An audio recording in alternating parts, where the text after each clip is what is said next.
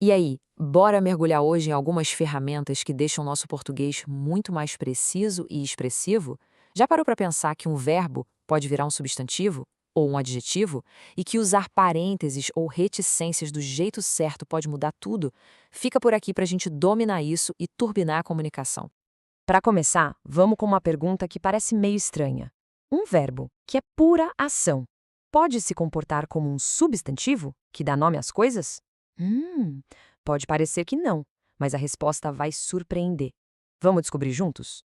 E ó, não para por aí não. O mesmo verbo também pode assumir o papel de um adjetivo, dando uma qualidade para algo, ou até de um advérbio, explicando como uma outra ação acontece. É essa flexibilidade que deixa a nossa língua tão rica, e é exatamente isso que a gente vai explorar agora. Bom, a base de tudo isso são as chamadas formas nominais do verbo. Pensa nelas como se fossem os blocos de montar da nossa comunicação, sabe? Quando a gente entende bem essas três formas, um mundo de possibilidades se abre. Vamos conhecer cada uma delas? A primeira forma é o infinitivo. Ele é tipo o nome de batismo do verbo, a sua forma mais básica, que termina em ar, er ou ir. Coisas como cantar, vender, partir. Quando a gente usa o infinitivo, a gente está dando nome à ação. É como se a ação virasse uma coisa, um substantivo. Olha só este exemplo aqui. O sertão vai virar mar. O verbo virar está no infinitivo. A ação de virar mar é a ideia central, o grande evento. A ação foi nomeada. Faz sentido, né? Agora, a segunda forma, o particípio. Ele geralmente termina em ado ou ido e mostra uma ação que já foi concluída. Mas o mais legal é que muitas vezes ele age como um adjetivo, dando uma característica para um substantivo. Vamos ver na prática como isso funciona? Pensa comigo, na frase "o conteúdo estudado caiu na prova", a palavra estudado é mais do que só uma ação que passou.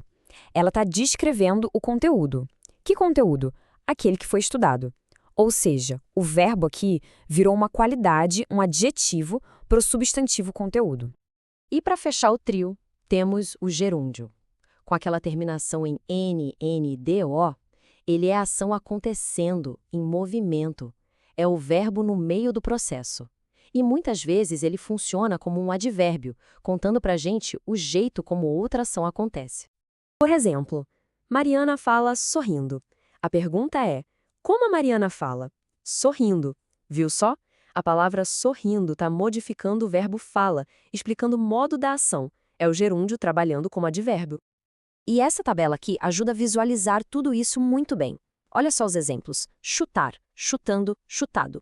Tremer, tremendo, tremido. Perder, perdendo, perdido. Fica bem claro o padrão e como cada forma tem uma função diferente, transformando o verbo.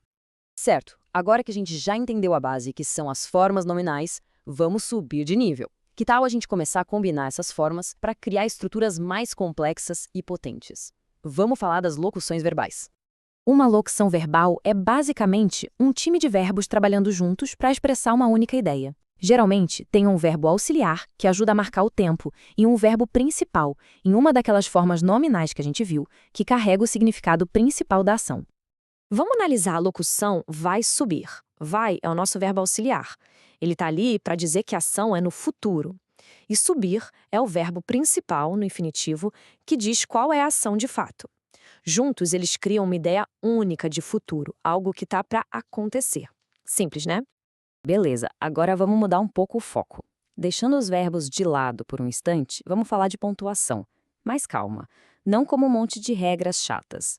Vamos encarar a pontuação como uma ferramenta artística, para dar ritmo, clareza e até emoção para o que a gente escreve.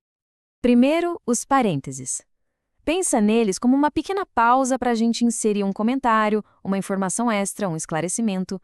É algo que é útil, mas que se a gente tirar, a frase principal continua fazendo sentido. Eles adicionam detalhes sem quebrar o ritmo da leitura. Olha só esse comparativo para entender o poder dos parênteses.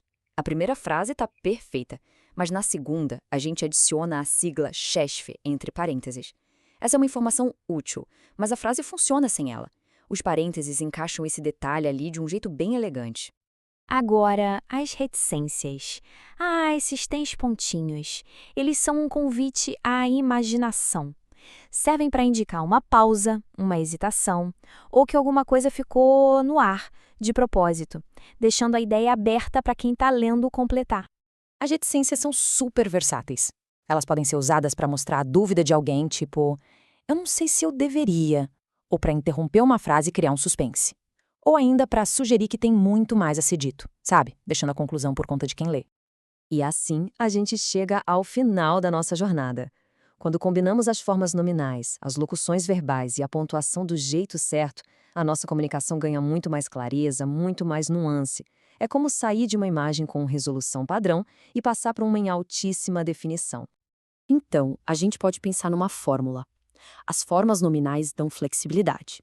As locuções verbais constroem ações complexas. E a pontuação dá o toque artístico, o controle do ritmo. O resultado? Uma linguagem muito mais precisa, rica e expressiva. E para fechar, fica uma reflexão. Com todas essas ferramentas em mãos, que ideias, que histórias, que sentimentos podem ser expressos agora de um jeito novo, com mais clareza e mais impacto? A linguagem é o nosso instrumento. E agora, a gente sabe afinar um pouco melhor para criar verdadeiras sinfonias com as palavras.